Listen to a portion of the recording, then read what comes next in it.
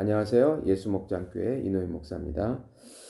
오늘 공부하실 내용은 기독교 강의 1권 15장입니다. 인간 창조에 관한 부분에 이제 마지막으로 5절부터 8절까지 보겠습니다. 5절은 유출이 아니라 은혜와 능력으로서 영원히 하나님의 형상을 닮음.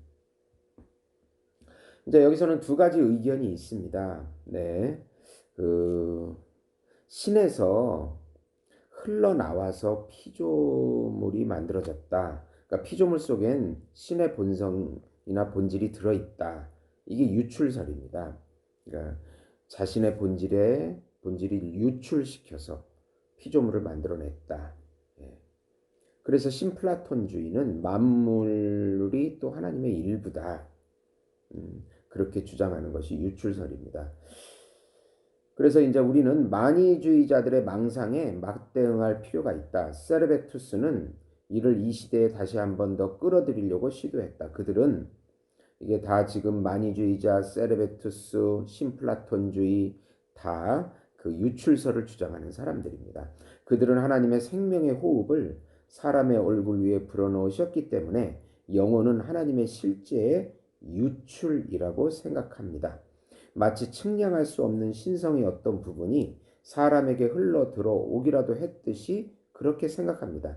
이 악마적인 오류가 얼마나 우둔하고 더러운 부조리들을 옆에 끌고 다니는지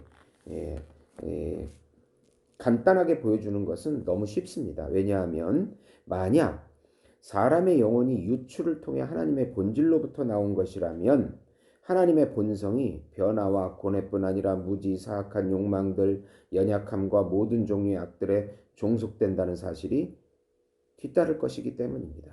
그러면 이런 모든 죄악들이 하나님의 본성이라는 거죠. 이건 말이 되지 않습니다. 칼빈은 영혼 유출설이 아니라 영혼 창조설의 입장에 서게 됩니다. 즉 생명이 잉태될 때마다 각 개인의 영혼이 창조된다고 봅니다. 그러니까 창조는 무에서 유를 만들어내는 것입니다. 우리는 영혼 자체가 모든 오물들의 은신처이며 저장소라는 것을 안다. 만약 우리가 영혼을 하나님의 본질로부터 나온 것이라거나 신성의 은밀한 유입이라고 받아들인다면 이 모든 것은 필히 하나님의 본성에 돌려져야 할 것이고 모든 원인도 하나님이시고 또 하나님의 본질도 죄악이라고 하는 이런 말도 안 되는 그런 논리가 만들어지기 때문입니다. 그러므로 비록 영혼들의 하나님의 형상이 그래서 이런 것들이 광기다. 과도한 광기, 엉터리라고 칼빈은 주장합니다. 그러므로 비록 영혼들의 하나님의 형상이 새겨져 있다 하더라도 그것들은 천사들과 다를 바 없이 창조되었다는 사실이 확실히 우리 안에 정립할 필요가 있습니다. 창조는 진정 주입이 아니라 무로부터의 본질의 시작입니다. 영이 하나님으로부터 주어진 것이며 육체로부터 벗어날 때 그에게로 돌아간다고 해서 이제 전도서 12장 7절 보시면 흙은 여전히 땅으로 돌아가고 영은 그것을 주신 하나님께로 돌아가기 전에 기억하라. 그래서 우리는 더 이상 그것이 하나님의 본질로부터 추출되었다고 말해서는 안 된다는 것입니다.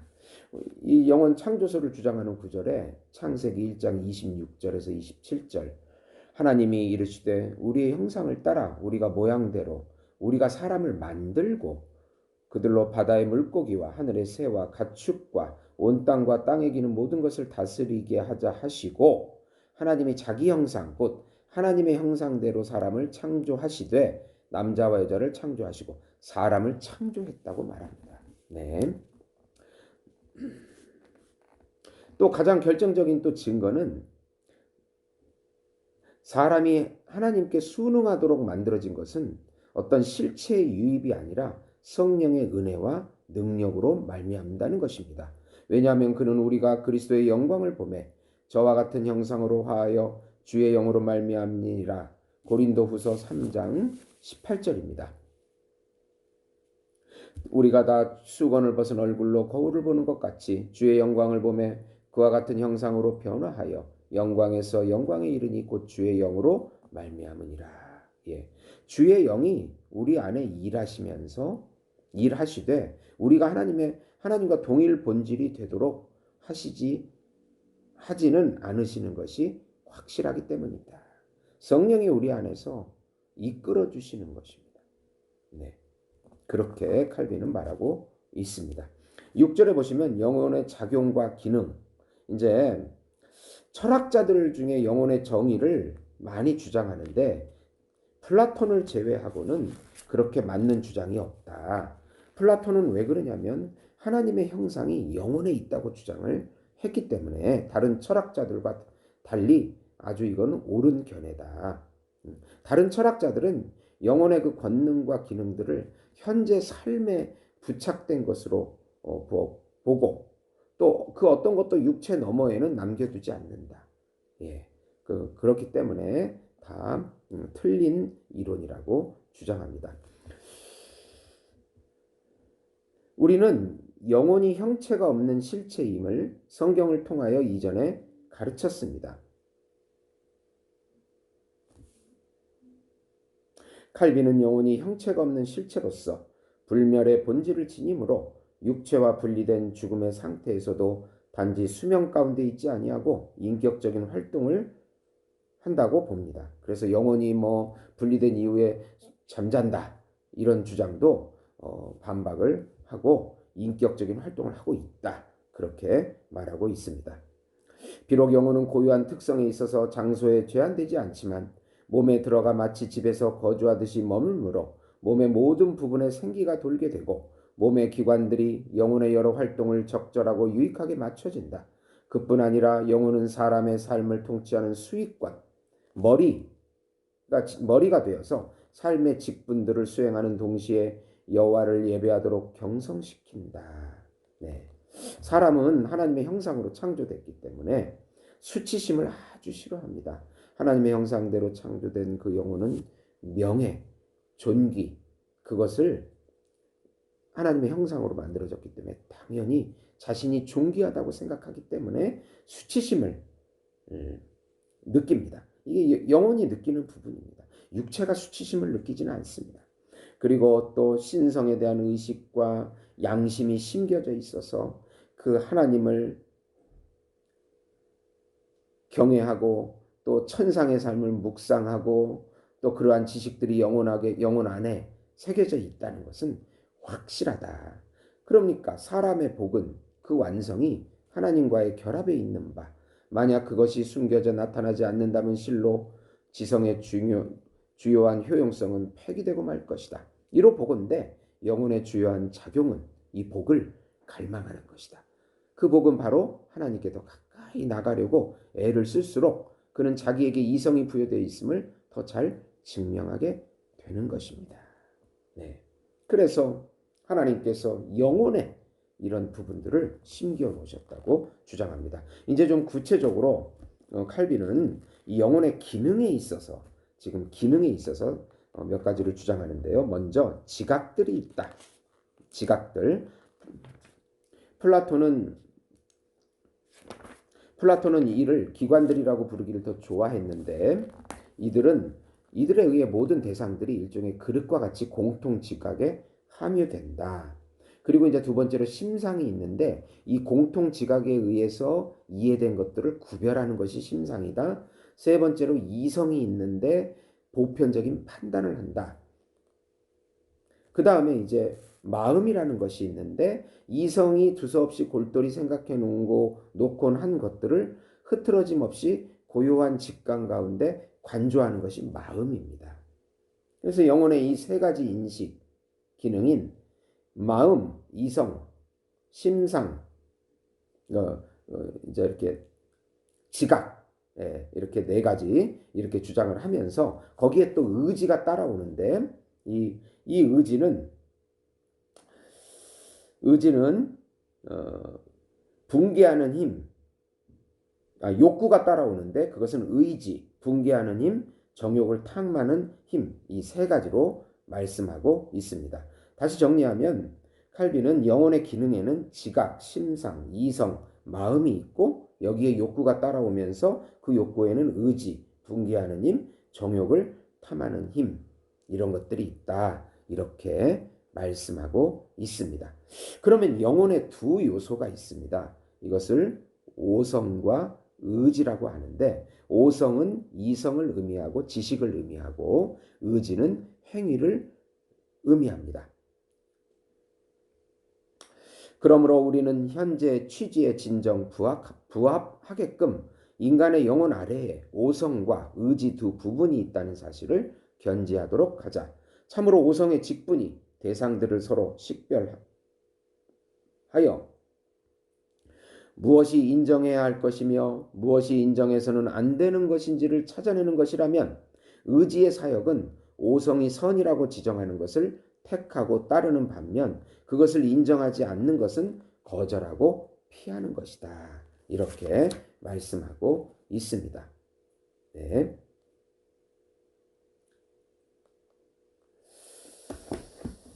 우리가 그래서 우리 자신이 이제 수많은 이제 철학자들의 이런 그 오성과 의지 뭐 여러 가지 그 뭐 욕구적 오성이니 뭐 여러 가지 그 말들이 많이 있기 때문에 우리는 이런 무익한 질문들에 빠지지 않기 위해서 핵심은 오성은 이른바 영혼의 지도자며 통치자라는 사실과 의지는 항상 오성의 명령에 주목하고 그 자체의 갈망 가운데 오성의 판단을 기다린다는 사실로 족하게 여기자. 네. 사실은 우리의 지식, 오성이 제대로 돼야 올바른 의지가 나오는 것입니다. 올바른 이성, 오성이 없이 잘못된 생각을 하면 잘못된 의지가 나오기 때문에 칼빈은 또 이렇게 말씀하고 있는 것입니다. 네. 그리고 이제 8절에 자유의지, 마지막 자유의지입니다. 이 자유의지라는 뜻은 하나님을 기쁘시게 하는 의지입니다. 하나님 앞에 선을 행하는 의지입니다. 네. 하나님은 영혼의 마음에 자리하게 하셔서 하나님은 영혼의 마음을 자리하게 하셔서 선행하는 이성의 빛으로 선과 악, 정과 사, 그리고 따라야 할 것과 피해야 할 것을 볼 수 있게 하셨다. 이러한 이유로 철학자들은 이 지시하는 역할을 지도력이라 불렀다. 하나님은 이것에 의지를 결합시키셔서 그 안에 선택이 있게 하셨다. 사람의 처음 상태는 이러한 탁월한 은사들로 뛰어났다. 그의 이성, 지성, 슬기, 판단은 지상생활을 통치하기에 충분할 뿐 아니라 그것을 넘어서서 하나님과 영원한 복에게까지 이르게끔 했다. 그리고 선택이 더해져서 욕구들을 지도하고 모든 기관들의 충동들을 절제시키며 그리하여 의지가 이성의 다스림에 전적으로 부합되도록 한 것이다. 이런 순전함 가운데 이것을 순전하다고 합니다. 네. 순전함 가운데 사람은 만약 그가 원하기라도 하였다면 자유의지로서 영생에 이를 수 있는 능력이 있다. 여기서 이게 사람의 처음 상태, 순전한 상태를 말합니다. 타락 전에 그 아담의 그 형상을 순전한 상태, 네, 원형상이라고 하는데 탁월한 은사로서의 이성, 지성, 슬기, 판단과 함께 자유의지가 있었다. 스스로 통제할 수 있는 능력이 있는 것입니다. 그러나 사람이 그토록 쉽게 타락한 것은 그의 의지가 이 부분 저 부분으로 기울어졌으며 견인의 항군성이 부여되지 않았기 때문이다. 그럼에도 불구하고 성과 악에 대한 그의 선택은 자유로웠고 그뿐 아니라 그가 자기를 파멸시켜 자기에게 부여된 은총들이 오염되기 전까지 그의 마음과 의지에는 지고한 올바름이 있었으며 모든 부분의 기관들이 순종에 이를 수 있도록 올바르게 구성되어 있었던 것입니다. 네, 놀라운 상태예요. 네, 그래서 이런 자유의지, 그래서 그러면 인간이 타락했다고 하는 것은 바로 지식이 타락했다. 이성이 타락했다. 하나님을 알지 못한다. 무지에 빠졌다. 그렇게 되죠. 이성과 오성이 타락했으니 당연히 의지가 타락하는 것입니다. 그래서 자유의지가 없다고 주장하는 것이 어거스틴과 칼빈입니다. 타락한 이후에 아담은 타락하지 않을 수 있는 능력이 있음에도 불구하고 그것을 스스로 어긴 것입니다. 하나님 잘못도 아니고. 그래서 어거스틴과 칼빈은 자유의지가 상실됐다. 그러나 펠라기오스는 자유의지가 있다. 남아있다. 자유의지를 가지고 있다. 그렇게 주장하는 것입니다. 이제 우리는 첫 번째 창조 때의 사람은 그의 모든 후손들과 아주 동떨어져 있었다는 사실을 우리 마음에 새겨야 하는데, 그 타락한 후손들은 자기의 기원을 오염된 상태에 있었던 그 사람에게 둠으로 나면서부터 그 사람으로부터 물려받는 흠을 짊어지게 되었다. 왜냐하면 영혼의 개별적인 부분들은 형성될 때 올바름을 지녔으며 마음의 건전함은 흔들림이 없이 섰으며 그의 의지는 선을 택함에 있어서 자유로웠기 때문이다.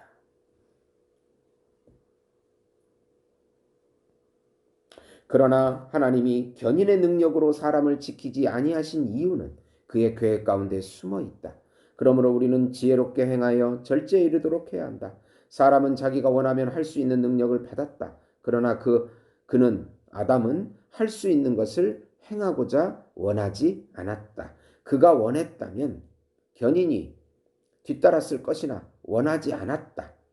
그는 자발적으로 자기 자신의 멸망을 초래했을 정도로 많이 받았으니 변명할 수도 없다. 참으로 하나님은 사람의 타락으로부터 자기 자신에게 돌려질 영광거리를 이끌어내시려고 사람에게 우유부담할 뿐만 아니라 심지어 넘어지기 쉬운 의지를 주셔야만 했다는 그 어떤 필연성도 부과받지 않으셨다.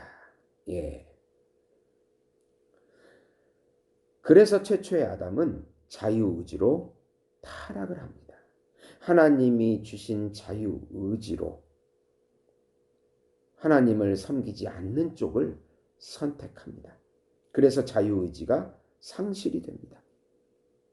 그러나 아담은 견인의 은혜를 부여받지 못했고, 이제 우리 예수 그리스도를 믿고 칭의, 양자, 그리고 성화에 이르는 우리들에게는 그 다음에 견인이 있고 영화가 있습니다. 견인의 은혜가 있기 때문에 우리는 하나님과 떨어질 수가 없다. 하나님의 사랑과 완전히 멀어질 수가, 분리될 수가 없다. 아담과 우리의 차이라면 그런 차이가 있을 것입니다. 그래서 이제 이 자유의지의 문제. 그러면 타락한 이후에 아담은 바로 노예의지, 죄를 지을 수밖에 없는 노예의지, 우리가 예수를 믿지 않을 때 노예의지로 살아가는, 하나님을 영화롭게 할 수도 없고 기쁘시게 할 수도 없고 선을 행할 수 없는 오직 죄악 가운데 자기 지혜적이고 자기 욕망적이고 자기 충동적이고 자기 영광적인 죄의 삶을 살 수밖에 없는 노예의지로 전락된 것이 되는 것입니다.